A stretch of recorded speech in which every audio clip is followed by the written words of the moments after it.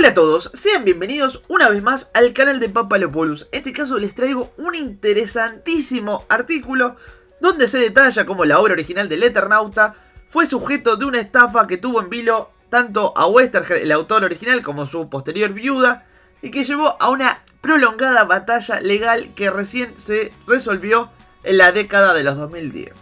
El artículo fue escrito por el comunicador Alan Muriano, de quien dejaré sus redes en la descripción, y por supuesto también el artículo original por si lo quieren releer o leer con más detalles. Así que si les gusta, les pido que vayan y le comenten qué les pareció en sus redes sociales. Empezamos. La historia editorial del Eternauta parece que es bastante tortuosa. En parte, evidentemente, por la desaparición de Westergerd y todas sus hijas. A su esposa Elsa, en desacuerdo con la opción por las armas que tomaron militando en Montoneros, le llevó muchísimos años reconciliarse con la obra de su marido, pero también Westergerd en los 70 era un autor de renombre, cuya firma aseguraba un piso de calidad, de ventas y de prestigio. También era un autor en la precariedad.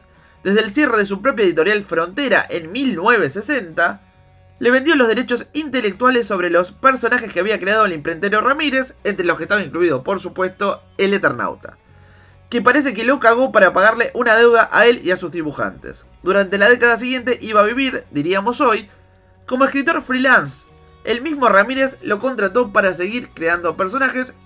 Y esto es una situación que nos recuerda también un caso muchísimo más famoso, que es el de Shuster y Siegel, los creadores de Superman, quienes, digamos, fueron estafados por la propia DC Comics. En el caso de ellos, incluso falleciendo en la pobreza. En el 69, ya lo conté en la entrada anterior, hicieron con Alberto Breccia una reescritura del Eternauta encargada por la revista Gente, que fue cancelada por los editores. La revista le echó la culpa a Breccia por los resultados dispares de su experimentación gráfica, pero quizás lo cierto es que no estuvieran muy contentos con una serie de modificaciones que introdujo Westergerd al texto y que desplazaron el sentido de su politización, acompañando un poco el proceso de radicalización que estaba transicionando el guionista. Esta obra fue muy reconocida en Europa y fue la que le abrió la puerta al Eternauta de Solano para viajar al exterior. O sea que en Europa primero se publicó la remake y después el original.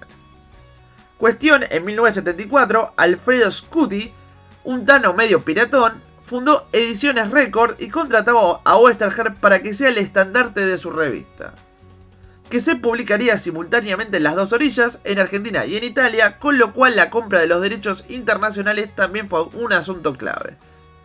Ahí se republicó la primera parte del Eternauta, primero en fascículos a color y finalmente recopilada en un libro que salió en el 75.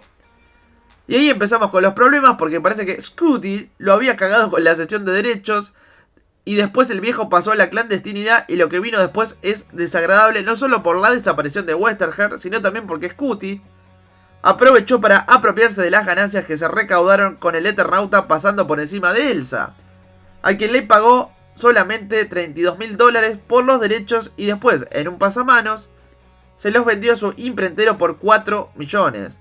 Un verdadero pirata del asfalto.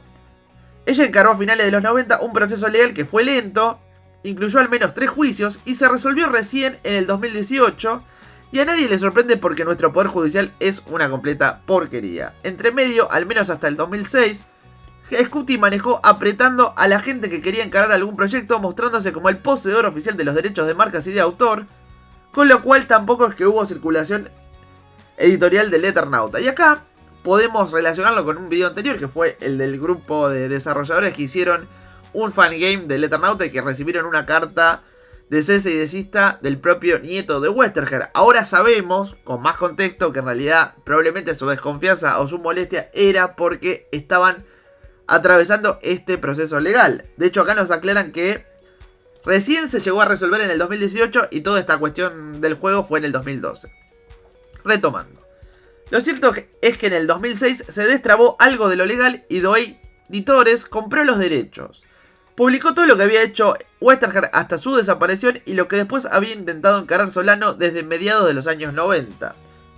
Publicó también una edición casi similar, reponiendo todas las viñetas tal cual estaban en la Hora Cero, que es la revista semanal en la que se publicó originalmente, publicando una edición de lujo en tapa dura y publicó ediciones con otras tapas. También publicó una edición Pocket preparada para que el Eternauta entraran en la escuela. Lo señalo porque esto da cuenta de que tenía posibilidades materiales y logísticas de encarar la producción para bancar la demanda que representaba un texto escolar. Y acá les voy a dar un poquito de contexto para que principalmente no sean de Argentina, y es que en ese momento se vivía todo un proceso de encarcelamiento a varios de los genocidas responsables de la última dictadura cívico-militar. De hecho, hay una frase muy conocida vinculada a Videla que dicen se murió cagando, refiriéndose a que falleció de viejo en cárcel sentado en el inodoro. Y es por eso que como parte de ese proceso también se revalorizó al Eternauta como una pieza clave para entender esta época. Y acá lo podemos vincular con algo hablado en otros videos, y es que en realidad el Eternauta, la obra original por lo menos, no habla de la última dictadura cívico-militar, sino que se refiere, o mejor dicho, tiene su germen ideológico en los bombardeos de Plaza de Mayo del 55, perpetrados por unos militares golpistas quienes derrocaron al presidente Juan Domingo Perón. Lo que hay de cierto en todo esto es que Argentina, como también pasó con otros países de Latinoamérica, tuvo una continuidad de dictaduras que se sostuvo casi hasta los años 80. Obviamente, en todos los casos, siempre estuvo detrás el mismo imperio, es decir, los del norte. Para cuando trascendió que iba a haber una serie, también se supo que los derechos los compró el Grupo Planeta, y acá empiezan mis problemas. Lo único más o menos bueno de la edición de Planeta es que está hecha a partir de una digitalización moderna a partir de los originales, así que puede apreciar bastante el trazo de Solano. Esto también desvirtuó un poco la factura de estos originales que estaban hechos pensando en que la reproducción en la revista iban a tener contraste al máximo. Pero es cara. O sea, inicialmente imprimieron una en tapa dura y otra en tapa blanda. Eran las dos carísimas. Sí, normalmente por tradición el tapa blanda es la versión económica, la accesible, la popular. Creo que ahora solo existe la edición en tapa blanda, pero no estoy seguro. Y para peor, ya no existe la edición escolar Pocket, con lo cual la circulación barata del libro está virtualmente impedida. A menos que Planeta se avive y haga algo para solucionarlo. Eso en vista de que un texto escolar tiene necesariamente una demanda más alta. Bueno, y acá Alan Muriano nos muestra una comparación de viñetas donde podemos ver la versión clásica con un Favali con la tinta, digamos, más saturada. Y podemos ver la edición de Planeta con un Favali con los trazos más en gris. Ahora también parece que Reservoir Books, del grupo Penguin Random House, publicó una edición nueva de la versión trunca del 69. Las bondades de esa edición básicamente son las mismas que las de Planeta. El proceso de digitalización se hizo sobre los originales recuperados de Breccia, entonces acá también se notan mucho las sutilezas del trazo. Todavía no vi el precio, aunque se sigue vendiendo la edición de Colibri, así que no sé bien cómo está en este punto la cuestión de los derechos internacionales.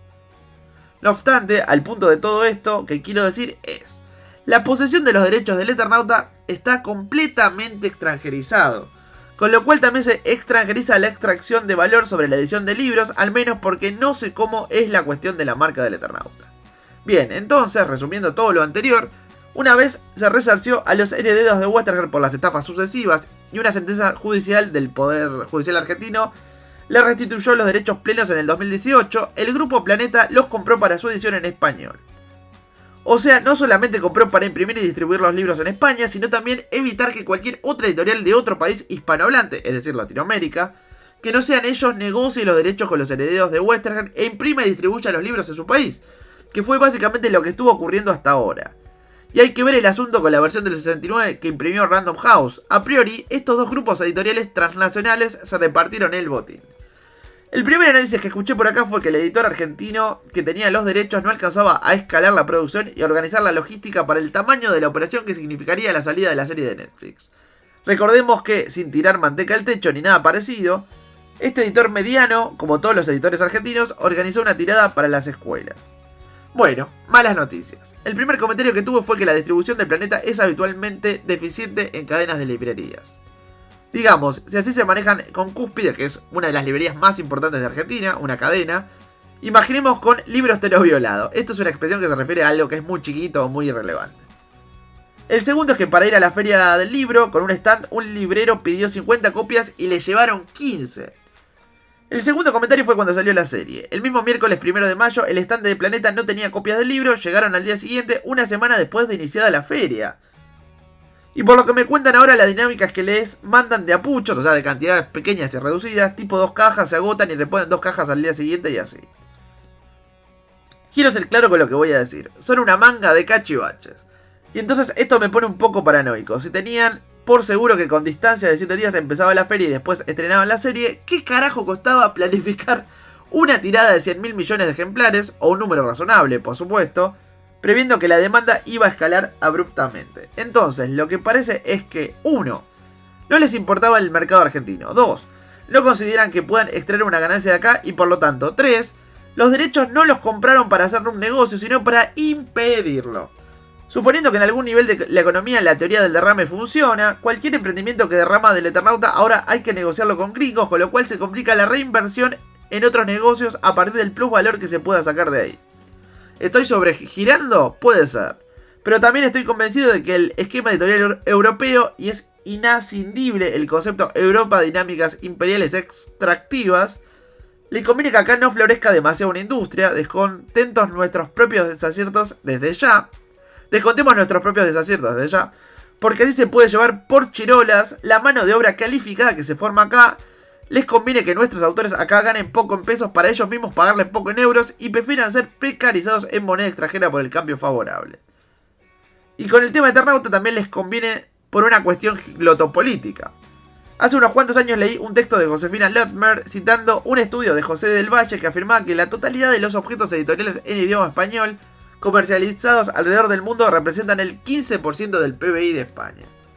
No sé cómo terminar este rant porque realmente lo único que estoy es enojado y quiero compartirlo. El mundo está yendo a algo muy espantoso donde ya para algunos ni siquiera es posible hacer un negocio. Bueno, y acá le estamos dando difusión, o sea, de repente alguien que quizás no se pondría a leer el artículo, sí lo está viendo en este video.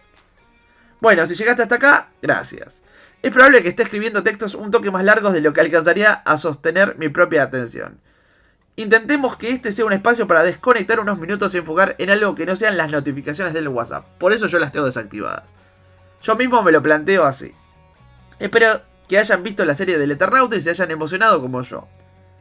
Es realmente un serión y ojalá vuelva a traer los ojos no solamente sobre la obra de Westergers, sino en general sobre toda la historieta argentina, que está en un momento espectacular de autores y editoriales. Les cuento que demoré un poco el envío de este correo porque estaba esperando a que se confirme esta charla. Bueno, y acá le vamos a tener un chivo, ya que el día sábado 10 de mayo a las 20 horas en el auditorio Jean Jaurès, ubicado en la calle Jean Jaurès 3400 de Cava, va a estar participando Bruno Perciavale, que es justamente Alan Muriano, de una charla donde se habla de la vinculación entre Westergers, el autor original, y Bruno Estañaro, que es el director de la serie. Si viven en Buenos Aires, en la ciudad de Buenos Aires o en las inmediaciones, los invito a ir ya que la entrada es libre y es gratuita. Así que con esto vamos finalizando el artículo. Desde ya, si les gustó, vayan y coméntenle a Alan Muriano, que la verdad hizo una reflexión de lo más interesante. Y bueno, solo me resta pedirles ahora a ustedes mismos que dejen sus comentarios en este video. ¿Qué piensan de todo este embrollo editorial? ¿Y qué piensan también de la edición actual de Planeta, que es la que se consigue en Latinoamérica? O sea, ¿qué les parece cara? ¿Cuál es el precio con la que se consigue en sus propios lados? Teniendo otras ediciones probablemente en su biblioteca, ¿qué comparaciones hacen? Más allá de las que nos tira Alan Muriano. Bueno, desde ya los leo y ya saben, si les gustó el video les voy a pedir un like. Y si da la casualidad de que es tu primer video en Papalopoulos, te voy a invitar a que te suscribas, ya que hay una tonelada de videos del Eternauta donde abarcamos prácticamente todos los aspectos posibles. Hasta la próxima.